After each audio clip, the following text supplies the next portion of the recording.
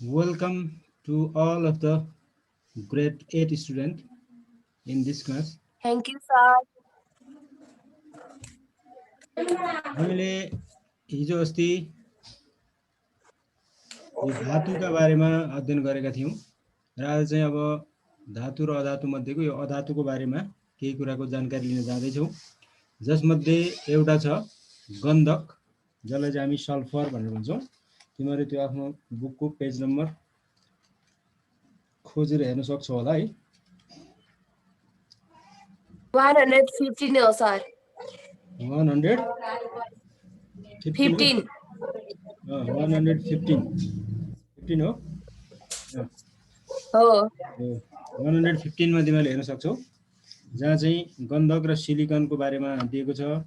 अब सुरुमा मैले यहाँ गन्धकको लिएर आएको छु, त्यसपछि सिलिकनको कुरा पनि गरौँला। गन्धक जो चाहिँ अब अंग्रेजीमा यसलाई हामी सल्फर भनेर भन्छौँ र यसको संकेत अथवा भनौँ यसलाई चाहिँ लेख्ने अणुसूत्र चाहिँ एस मात्रै हो। यसको अगाडिको जुन यो फ्रन्ट लेटर छ, यो फ्रन्ट लेटरले चाहिँ यसलाई संकेत गर्ने गर्छ गन्धकलाई अथवा भनौँ सल्फरलाई एस ले जनाउँछ। अब यो पेरियोडिक तालिकामा हेर्ने हो भने चाहिँ 16 नम्बरमा पर्छ भन्ने कुरा तिमीहरूले अगाडि नै कण्ठ पनि पारिसकेका छ होला। यसलाई अब प्रकृतिमा हेर्ने हो भने चाहिँ शुद्ध रूपमा पाइने गर्छ। हुन त यसको हल्का गन्ध पनि आउँछ, दुर्गन्ध। जस्तो कि तिमीहरूले कहिलेकाहीँ बिरे नुन भने त्यो कालो नुन खाएका छौ भने त्यसमा एउटा खाले गन्ध आउँछ, हो यो गन्ध भनेको सल्फरकै हो। हुन त अब प्याजमा पनि त्यस्तो सल्फरहरू पाइन्छ, जसले गर्दा प्याज पनि ठुस्स अलिकति गनाउने गर्छ। हो यो गन्ध आउने भएको भएर यसको नाम चाहिँ नेपालीमा गन्धक भनेर राखिएको। खासमा गन्धक प्रकृतिमा रहेको पदार्थ पाउने पदार्थहरू मध्ये अथवा भने यो तत्त्वहरू मध्ये एउटा चाहिँ अधातु भन्ने पदार्थ हो यो। त्यस्तै यसको यो चाहिँ हामीले यौगिकको रूपमा पनि प्रकृतिमा पाउन सक्छौं। अब सल्फर आफै शुद्ध रूपमा पनि पाइन्छ भने यो चाहिँ यौगिक भनेको अरू वस्तुहरूसँग रासायनिक प्रतिक्रिया गरेर यौगिकको रूपमा पनि पाउन सकिन्छ। जस्तो कि यहाँ उदाहरणको लागि लिएछ एल्युमिनियम सल्फाइड भन्ने र त्यस्तै गरी म्याग्नेसियम सल्फाइड भन्ने हो। यस्ता सर पाठ कति पेज नम्बर 114 मा छ यो। 14 15 कतातिर पाठ चाहिँ 13 हो यो, मेटल एन्ड नन मेटल, धातु र अधातु भन्ने पाठ पेज नम्बर 114 मा छ यो। अनि यो यौगिक भन्न नपाइकन यो दुई वा दुई भन्दा बढी तत्त्वहरूसँग मिसिएको हुन्छ। यदि यो एल्युमिनियमसँग मिसियो भने यसले चाहिँ एल्युमिनियम सल्फाइड बनाउँछ भने म्याग्नेसियमसँग मिसियो भने यसले चाहिँ म्याग्नेसियम सल्फाइड बनाउँछ। त्यस्तै अन्य तत्त्वहरूसँग मिल्दाखेरि यसले सल्फाइड भन्ने यौगिकको रूपमा चाहिँ हामीले प्रकृतिमा पाउन सक्छौं। र अब यहाँ अघि पनि भनिएको थियो गन्धक भन्ने कुरा चाहिँ केमा पाइन्छ त भन्दा यो प्याजमा हुन सक्छ, लसुनमा हुन सक्छ, तोरीको तेलमा पनि हुन सक्छ, त्यस्तै अन्य पदार्थहरूमा पनि यिनीहरू हुने गर्छन्, जसको कारणले गर्दा यो हल्का स्मेलिङ गन्ध चाहिँ यसले छोड्ने गर्छ। अथवा भनौँ थोरै हल्का किसिमको, जस्तो कि अब लसुनबाट पनि एउटा खाले गन्ध आउँछ, प्याजबाट पनि त्यस्तै खाले गन्ध आउँछ र तोरीको तेल पनि सुँघ्दाखेरि कहिलेकाहीँ हल्का गनाउँछ। हो त्यो गन्ध भनेकै सल्फरको हो अथवा भनौँ गन्धकको हो। यसरी हामीले गन्धकलाई सामान्य रूपमा चिन्न सक्छौं भने अब यसको आकार प्रकारलाई हेर्ने हो भने चाहिँ हामीले गन्धक प्रकृतिमा चाहिँ पाउने यसरी यो डल्लो रूपमा यो शुद्ध रूपमा पाउने गन्धक भयो हैन। अब यसैलाई चाहिँ हामीले यस्तो स्पट धुलोको रूपमा पनि कतै कतै हामी देख्न सक्छौं। यसको रङ चाहिँ यस्तो यो हल्का येल्लोइश कलरको, येल्लोइश ब्राउन भन्छ यसलाई। यो पहेँलो पहेँलो खाले तर खैरो खैरो जस्तो देखिने यस्तो रङको हुन्छ। र यो पनि यहाँ पनि त्यस्तो देखिन्छ, यही पहेँलो जस्तो तर खैरो खैरो। यो प्राय त्यो तातो पानीको जुन हुन्छ नि मूल पानी भन्छ नि, मूलको पानी हो, त्यस्तो मूलको पानीमा पनि यो पाइन्छ। यदि यो सल्फरको मात्रा धेरै छ भने त्यहाँ चाहिँ तातो हुने गर्छ, त्यसैले प्राय तातो पानी भनेको चाहिँ यो सल्फरकै कारणबाट तातो हुने गर्छ। र त्यो पानीमा नुहाउँदाखेरि हामीलाई चाहिँ हाम्रो छालालाई राम्रो गर्छ भन्नुको पछाडिको कारण पनि यही नै हो। यो सल्फरले गर्दा हाम्रो छालामा रहेका विभिन्न कीटाणुहरूलाई मार्छ, जसले गर्दाखेरि विभिन्न प्रकारका चर्म रोगहरू भन्नाले छाला सम्बन्धी रोगहरू चाहिँ निको भएर जान्छ। यसरी यो गन्धकलाई एउटा एक प्रकारको औषधिकै रूपमा पनि हामीले लिन सक्छौं। र अनि तातो पानीमा जाँदाखेरि अथवा तातो पानी पाउने ठाउँमा जाने हो भने त्यो पानीको मूलनिर हेर्ने हो भने यस्तो यो दागहरू पहेँला पहेँला दागहरू त्यहाँ देख्न सकिन्छ। र त्यो दाग भनेकै गन्धकको रहेछ भनेर हामीले बुझ्नु पर्यो। अनि त्यहाँ हल्का गनाउँछ पनि, तातो पानीमा हामीले जाँदाखेरि त्यहाँ चाहिँ हल्का गन्ध पनि आउँछ। हो त्यो गन्ध भनेकै यो सल्फरकै हो अथवा गन्धककै हो। अब गन्धका गुणहरू के छन् त भनेर बुझ्ने हो भने तिमीहरूको बुकमा पनि दिएको छ, पेज नम्बर 15 मा 14 मा एउटा छ अनि 15 मा दुईटा छ। मैले त्यहीँबाट लिइदिएको छु। यो गन्धक पराल जस्तो यो पहेँलो रङको टल्कने ठोस पदार्थ हो। यो चाहिँ पहेँलो पनि, त्यति धेरै पहेँलो गाढा पहेँलो पनि हुँदैन, त्यो परालको रङ भन्छ नि, सुकेको पराल जस्तो हुन्छ। हो त्यस्तो किसिमको टल्किने रङमा चाहिँ यो पाइन्छ र यो चाहिँ ठोस अवस्थामा रहेको हुन्छ। अब यो कहिलेकाहीँ चाहिँ पिसिएर धुलो अवस्थामा पनि पाइन्छ र यो पानीमा प्राय घुल्दैन भन्छ यसलाई। यसले अनि अम्लसँग पनि सजिलै प्रतिक्रिया गर्दैन। यो चाहिँ अम्लसँग प्रतिक्रिया नगर्ने अथवा सजिलैसँग नगर्ने। अब यसमा विभिन्न प्रकारका क्याटालिस्टहरू राख्ने हो भने त्यस्तो बेलामा चाहिँ यसले फेरि के अरे घुल्ने अथवा रासायनिक प्रतिक्रिया गर्ने काम गर्न सक्छ। त्यस्तै यो हावामा बाल्दाखेरि यसले चाहिँ यसलाई ठोस वस्तुलाई बाल्ने हो भने यदि हामी सलाई कोरेर अथवा आगो लगाएर त्यसबाट चाहिँ सल्फर डाइअक्साइड बन्छ। अनि यो पानीमा चाहिँ अघुलनशील हुन्छ भन्नाले पानीमा घुलाउने हो भने यो चाहिँ घुल्दैन र यो चाहिँ ठोस रूपमा धुलोको रूपमा चाहिँ रहन्छ भन्ने बुझ्नु पर्यो। अनि यो चाहिँ ताप र विद्युतको कुचालक हुन्छ, किन भन्दाखेरि अब अधातुहरू प्रायःसो कुचालक हुन्छन्। त्यसै कारणले गर्दाखेरि यो पनि एउटा अधातु हो र अधातु भएकै कारणले गर्दाखेरि यसलाई हामी कुचालक वस्तु भन्न सक्छौँ। यसरी हामीले चाहिँ सल्फर अथवा गन्धकको गुणहरू थाहा पाउन सक्छौँ। जसमा के रहेछ भन्दा यो हेर्दाखेरि पहेँलो रङको हुँदो रहेछ अथवा यो परालको जस्तो पहेँलो भने फेरि पुरै तोरीको फुल जस्तो पहेँलो हुँदैन भने यसले अम्लसँग अनि पानीसँग चाहिँ राम्रोसँग अथवा यो प्रतिक्रिया गर्दैन। अब पानीसँग त घुल्दा पनि घुल्दैन। त्यसै हावामा बाल्दाखेरि यदि हावामा हामीले बाल्यौँ भने बल्दाखेरि चाहिँ यसबाट सल्फर डाइअक्साइड बन्छ। यो SO2 भनेर यसलाई चाहिँ हामी भन्न सक्छौँ, सल्फर डाइअक्साइड SO2 यसको अणुसूत्र। अनि यो चाहिँ ताप र विद्युतको कुचालक हुन्छ। अरू धातुहरू सबै चाहिँ सुचालक हुन्छन् भने यो के अरे गन्धक भनेको चाहिँ यो अधातु हो। त्यसैले अधातु भएको कारणले गर्दा यो चाहिँ के हुन्छ, कुचालक हुन्छ अथवा यसले ताप र विद्युतलाई एक ठाउँबाट अर्को ठाउँमा सजिलैसँग सार्न सक्दैन। अब सल्फरको उपयोगिता के त, अब यसको बारेमा हामीले किन जानकारी लिनु पर्यो, हामीले कहाँ कहाँ यसलाई प्रयोग गरिरहेछौँ भन्ने बारेमा पनि तिमीहरूको बुकमा केही कुराहरू दिएका छन्। त्यही कुरालाई हामी अध्ययन गरौँ। एउटा छ गन्धक भनेको कुरा चाहिँ सल्फ्युरिक अम्ल बनाउनको लागि प्रयोग गरिन्छ।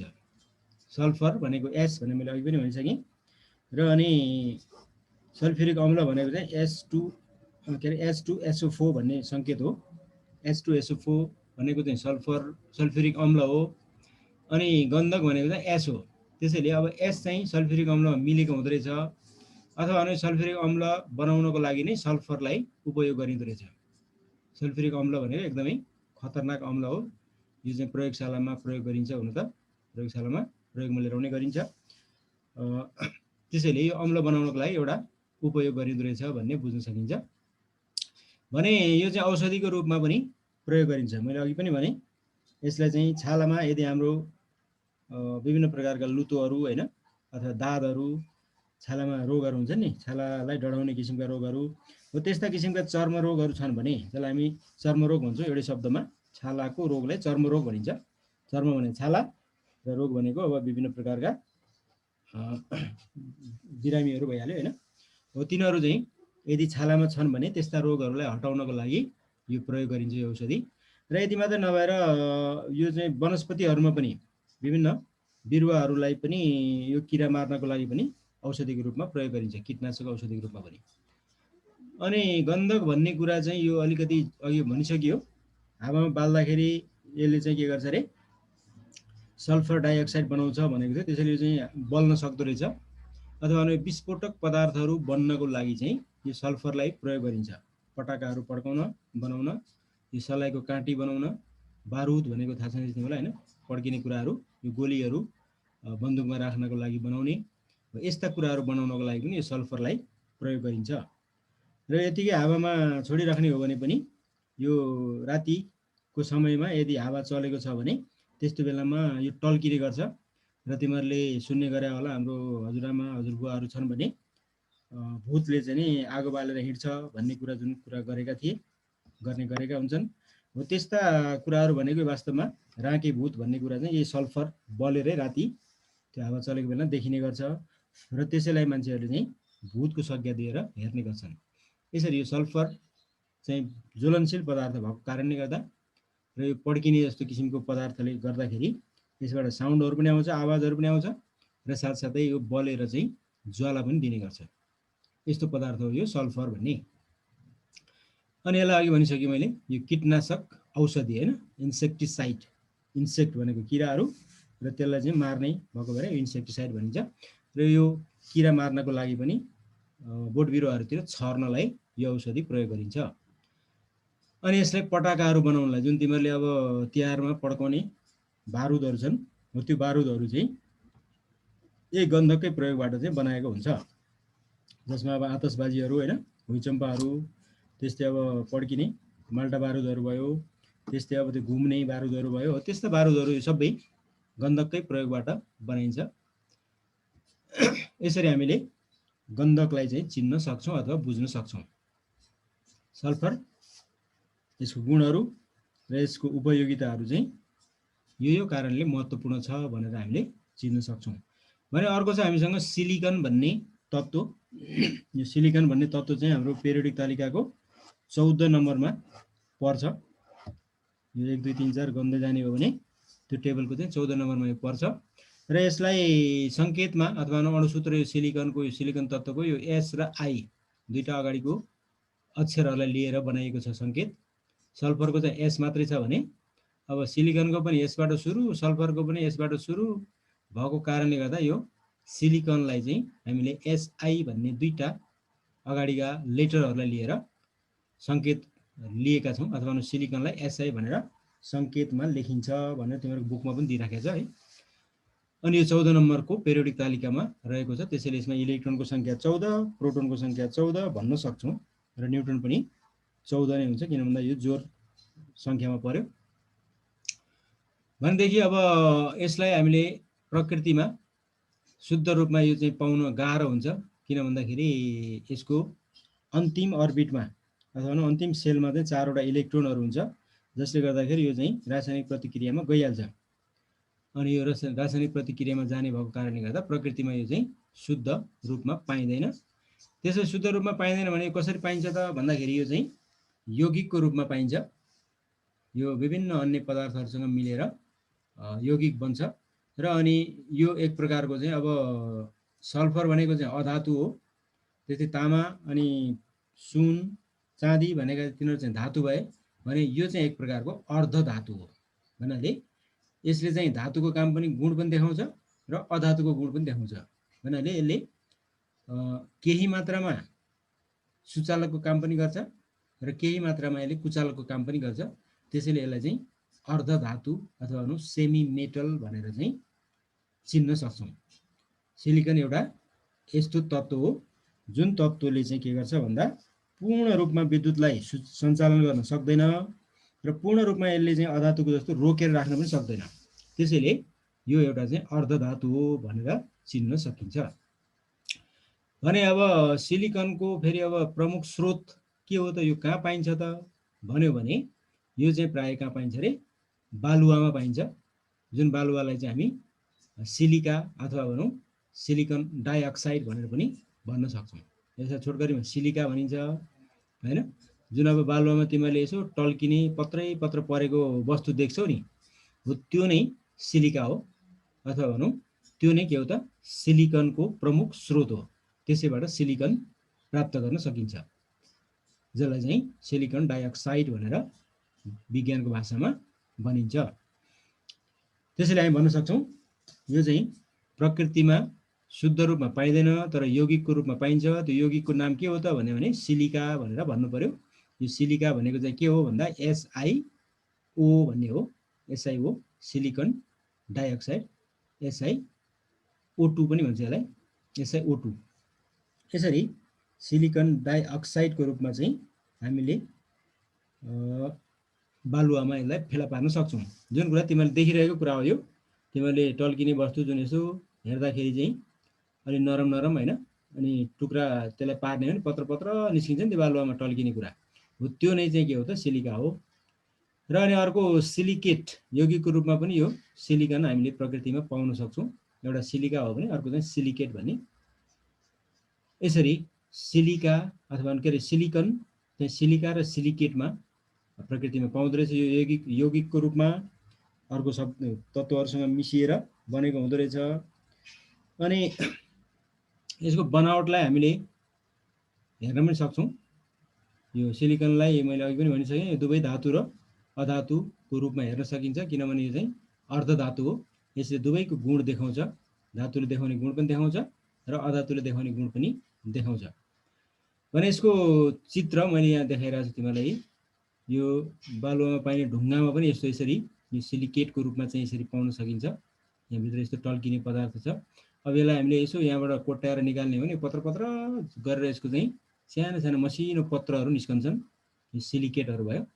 यहाँ पनि छ हामीले यस्तै त्यो यो पनि ढुङ्गाकै डल्लोमा रहेको एउटा सिलिकेट हो। यो सिलिकेटलाई नै प्रशोधन गरेपछि सिलिकन निस्कन्छ र हामीले विभिन्न वस्तुहरूमा यसलाई चाहिँ उपयोग गर्न सक्छौँ। अब सिलिकनका गुणहरू के हुन् त भन्यो भने त्यो पनि तिमीहरूको बुकमा यहाँ पेज नम्बर 114 मा दिइराखेकै छ। सिलिकन एउटा अर्धधातु हो, जुन कुरा मैले अघि पनि भनिसकेँ। यो चाहिँ सेमी मेटल हो र यसले चाहिँ दुवै थरीको गुणहरू देखाउने गर्छ, धातुको पनि गुण देखाउँछ र अधातुको पनि गुण देखाउँछ। अनि यो चाहिँ ठोस र खैरो रङमा हुन्छ। सिलिकन आफै चाहिँ यो ठोस र खैरो रङमा हुन्छ। तर बालुवामा पाइने जुन सिलिका र सिलिकेट हो तिनीहरू चाहिँ टल्किने चाँदी जस्तै रङमा चाहिँ हामीले देख्न सक्छौँ। टल्किने हैन, सेतो रङमा देख्न सकिन्छ। भने यसको बनावट चाहिँ मडी जस्तो क्रिस्टलाइन हुन्छ र यसलाई चाहिँ धुलो पार्ने हो भने यो एमर्फसको रूपमा पनि पाउन सकिन्छ, अथवा धुलोको रूपमा पनि पाउन सकिन्छ। क्रिस्टलको रूपमा पनि हुन्छ। क्रिस्टल भनेको चाहिँ अब मडी, जुन चाहिँ तिमीहरूले अब मिश्रीको डल्लो हैन अथवा चिनीको डल्लो जुन देख्छौ हो त्यस्ता किसिमका डल्लोको रूपमा पनि हुन्छ, मडीको रूपमा। र जसरी अब हामीले त्यो चिनीलाई धुलो पार्यो भने चाहिँ सानो मसिनो मसिनो धुलो हुन्छ, हो त्यस्तो एमर्फस अथवा भने धुलोको रूपमा पनि त्यो चाहिँ पाउन सकिन्छ अथवा बनाउन सकिन्छ। अनि सिलिकनको चाहिँ मडीलाई अब यो विद्युतको चाहिँ कमजोर चालक भनेको सुचालक हुन्छ, तर यसको धुलो विद्युतको कुचालक हुन्छ अरे। यसले चाहिँ एमर्फस बनाउने हो भने यसले चाहिँ अधातुको काम गर्यो हैन, धुलोले चाहिँ नि विद्युतको कुचालकको काम गर्यो। तर यो धुलो नभइकन मडीको रूपमा चाहिँ यसलाई जमाएर राख्ने हो भने त्यस्तो बेलामा चाहिँ यसले थोरै मात्रामा विद्युतलाई सञ्चालन गर्न सक्दो रहेछ। कमजोर भनेको चाहिँ एकदमै थोरै। अब कतिपय यन्त्रहरू यस्ता हुन्छन् जुन यन्त्रमा चाहिँ धेरै विद्युत प्रसारण भयो भने त्यो यन्त्रले काम नगर्ने अथवा जल्ने हुन्छ अथवा खराब हुने हुन्छ त्यो यन्त्र। त्यसैले त्यस्ता यन्त्रहरूमा चाहिँ थोरै मात्रै विद्युत पठाउनु पर्ने हुन्छ र यसरी थोरै विद्युत पठाउनु पर्ने यन्त्रहरूमा चाहिँ यस्ता यो सेमी कन्डक्टरहरूलाई प्रयोग गरिन्छ अथवा सेमी मेटलहरूलाई प्रयोग गरिन्छ। त्यस अन्तर्गत चाहिँ एउटा यो सिलिकन हो। हुन त अब जर्मेनियमलाई पनि प्रयोग गरिन्छ, जिई भन्ने अर्को एउटा तत्त्वलाई, त्यो पनि अर्धधातु हो। त्यसमध्येको यहाँ चाहिँ अब हामीले सिलिकन भन्ने पढेका छौँ र यो सिलिकनले पनि के गर्छ त भन्दा विद्युतलाई थोरै मात्रामा मात्रै, एकदमै कम मात्रामा प्रसारण गर्न सक्छ र यो त्यसै कारणले गर्दाखेरि महत्त्वपूर्ण छ। किनभने हामीले कतिपय यन्त्रहरूमा चाहिँ डाइरेक्ट करेन्टहरू पठाउनु मिल्दैन अथवा धेरै मात्रामा करेन्टलाई पठाउनु मिल्दैन, केही कन्ट्रोल गर्नुपर्ने हुन्छ र यसरी कन्ट्रोल गर्नु परेको अवस्थाको जुन यन्त्रहरू हुन्छन् त्यस्ता यन्त्र बनाउनको लागि चाहिँ यो सिलिकनको प्रयोग गरिन्छ। जस्तो कि भनौँ अब यो कम्प्युटरहरू भयो हैन, ल्यापटपहरू भयो, मोबाइलहरू भयो, यस्ता कुराहरूमा चाहिँ थोरै मात्रामा मात्रै विद्युत प्रसारण गर्नुपर्ने हुन्छ र त्यसरी विद्युत प्रसारण गर्नको लागि चाहिँ यस्ता कमजोर किसिमका चालकहरूलाई प्रयोग गरिएको हुन्छ, जसलाई हामी भन्छौँ सेमी कन्डक्टर, जसको नाम हो एउटा सिलिकन। यसरी यो सिलिकनलाई चाहिँ हामीले गुणको आधारमा उपयोग गर्न सक्छौँ। यसले हावा, पानी र अम्लसँग प्रतिक्रिया गर्दैन। अब प्रायः जसो अधातुहरूले हत्तपत्त रासायनिक प्रतिक्रिया गरिहाल्दैनन् अथवा भनौँ यस्ता किसिमका यो सिलिकन भनेको 4 वटा लास्टमा चाहिँ इलेक्ट्रोनहरू हुने गर्छ यो अन्तिम अर्बिटमा, जसले गर्दा यिनीहरू त्यति धेरै चाहिँ छिटो प्रतिक्रियामा उत्रिहाल्दैनन्। त्यसैले गर्दा हामी भन्न सक्छौँ हावा, पानी र अम्लसँग चाहिँ यसले छिटो रूपमा चाहिँ प्रतिक्रिया गर्दैन। यस्ता गुणहरू बोकेका तत्त्व छन् भने त्यसलाई नै हामी सिलिकन भनेर चिन्न सक्छौँ। भने अब सिलिकनको उपयोगिता के हो त, त्यो पनि हेरौँ हामी। सिलिकन हामीले किन पढिरहेछौँ, यसको के उपयोग गर्न सकिन्छ अथवा यसलाई हामीले कहाँ प्रयोग गर्न सकिन्छ भन्ने बारेमा हेर्ने हो भने यो काँच अथवा सिसा बनाउनको लागि यसको प्रमुख रूपमा प्रयोग गरेको हामी देख्न सक्छौँ। एउटा त अघि भनिसक्यो हामीले, यो चाहिँ अर्धचालक भएको भएर विभिन्न यन्त्रहरूमा प्रयोग गरिन्छ भन्ने कुरा। भने अर्को चाहिँ के अरे, काँच बनाउनलाई, सिसा बनाउनको लागि, जस्तो कि अब झ्यालमा हाल्ने सिसा वा चाहिँ नि पानी खाने सिसा वा चाहिँ सिसाको भाँडोहरू, कचौराहरू होइन, बलहरू, जति पनि सिसाका भाँडाहरू छन् त्यो सम्पूर्ण सिसाका भाँडाहरू यो के अरे सिलिकनबाटै बनाउन सकिन्छ अथवा बनाउने गरिन्छ भनौँ न। त्यस्तै यति मात्र नभएर अब यो चाहिँ माटाको भाँडालाई, चिल्लो माटाको भाँडो जुन छ त्यो चिल्लोको माटो भाँडो बनाउनलाई पनि यो सिलिकनको प्रयोग गरेको हुन्छ। अथवा जहाँ चाहिँ टल्काउनु पर्ने भाँडाहरू हुन्छन्, अब जस्तो गाग्री साग्री यिनीहरू चाहिँ टल्काउनु परेन, त्यसमा चाहिँ सिलिका प्रयोग गरिँदैन सिलिकन। अनि जुन चाहिँ टल्किने हुन्छ नि कपहरू, त्यस्ता भाँडा सेरामिक्सहरू हो, त्यस्तो सेरामिक्सका भाँडाहरू बनाउनु पर्दाखेरि चाहिँ त्यहाँ चाहिँ सिलिकनको प्रयोग गरेको हामी देख्न सक्छौँ। भने यसको यौगिक चट्टानहरू, स्यान्डस्टोनहरू पनि हुने गर्छ होइन। यसैको अलिक ठुला ठुला यौगिकहरू चट्टानमा पनि यो मिसिएको हुन्छ भन्ने कुरा थियो। भने त्यो चट्टानै पनि सिलिकनबाटै पनि बनेको हुनसक्छ र त्यसलाई हामी स्यान्डस्टोन पनि भन्ने गर्छौँ। र यस्तो स्यान्डस्टोनबाट चाहिँ हामीले घरहरू बनाउने काम पनि गर्छौँ त्यसलाई फुटाएर होइन। र अनि विभिन्न डिजाइनहरू दिएर यसबाट मूर्तिहरू पनि बनाउन सकिन्छ। यस्तो प्रकारको काममा पनि यो एउटा ढुङ्गामा पाइने भएको भएर होइन, अथवा यसको चाहिँ चट्टान पनि हुने भएको कारणले गर्दा यसबाट राम्रो मूर्ति बनाउन पनि सकिन्छ। भने अघि भने जस्तो यो चाहिँ इलेक्ट्रोनिक उपकरणहरू भनेको अघि भनिसकेँ मैले। इलेक्ट्रोनिक उपकरण भन्न नपाइकन यो ल्यापटपको कुरा आउनसक्छ, मोबाइलका कुरा आउनसक्छ, ट्याबका कुरा आउनसक्छ होइन। अहिलेका जति पनि प्रविधिहरू छन् त्यो सम्पूर्ण प्रविधिहरू चाहिँ इलेक्ट्रोनिक उपकरणहरू हुन्। हो त्यस्तो इलेक्ट्रोनिक उपकरणको उसमा चाहिँ यो अर्धचालक अथवा सेमी कन्डक्टरलाई चाहिँ प्रयोग गर्ने गरिन्छ। किन भन्दाखेरि यिनीहरूले चाहिँ धेरै मात्रामा विद्युत खपत गर्दैनन्, थोरै विद्युत भए यिनीहरू सजिलैसँग चल्छन्, जसको कारणले गर्दा यिनीहरूमा चाहिँ यो सिलिकनको प्रयोग गरिएको हुन्छ। अथवा भनौँ हालका यी इलेक्ट्रोनिक सामग्रीहरू जति छन् त्यो सामग्रीहरूमा यो सिलिकनलाई प्रयोग गरेको हामी देख्न सक्छौँ। भने अर्को अघि पनि कुरा आएको थियो, विभिन्न उपकरणहरूलाई बाहिरबाट यदि पोलिस गरेर टल्काउनु छ भने, किनभने अब त्यो सिलिकन त एकदमै चिप्लो हुन्छ र अनि यो चिप्लो पोलिस गरेर बनाउनु पर्यो भने त्यो सिलिकनलाई प्रयोग गर्ने गरिन्छ।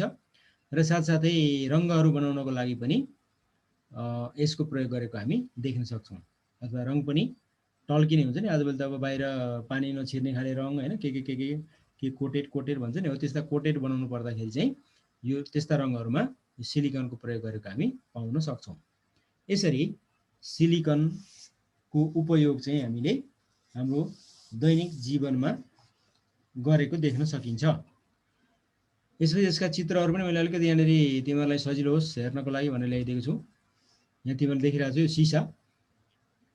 आजभोलि अब प्रत्येक सामग्रीहरूमा सिसाको प्रयोग गरिएको छ। जस्तो कि अब झ्यालमा राख्दाखेरि हामी सिसा नै प्रयोग गर्छौँ। पहिलाको झ्याल हेर्ने हो भने त्यहाँ चाहिँ काठको प्रयोग गरे हुन्थ्यो, भेनिस्टाको प्रयोग गरे हुन्थ्यो। तर आजभोलि चाहिँ अब हामीलाई उज्यालो चाहिन्छ भन्नको लागि अथवा हेर्न सजिलो होस् भन्नको लागि चाहिँ प्रत्येक झ्याल ढोकाहरूमा चाहिँ सिसा राख्ने गरिन्छ। भने त्यस्तै अब गाडीहरूको यहाँ भित्र हेर्ने हो भने त्यहाँनिर सिसाबाटै झ्यालहरू बनाइएका हुन्छन्। प्रत्येक अब एरोप्लेनहरूमा पनि अब यो खासमा चाहिँ यो जुन झ्याल देखिरहेको छ तिमीहरूले यो चाहिँ एरोप्लेनको हो। अब गाडीहरूमा पनि कारहरूमा पनि होइन हरेकमा चाहिँ सिसा प्रयोग गरेको देखिन्छ।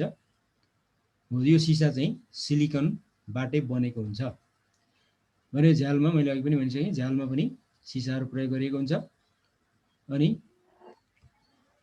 यो अब सिसाकै भाँडाकुँडाहरू पनि बनाइएका हुन्छन्। यहाँ चाहिँ मैले एउटा ग्लास देखाइदिएको छु, यो सिसाबाट बनेको हो र यो पनि सिलिकनबाटै बन्छ। भने त्यस्तै अर्को पनि यहाँ छ, यो लिड लाइट भनेर तिमीहरूले देखाएको छौ होला होइन।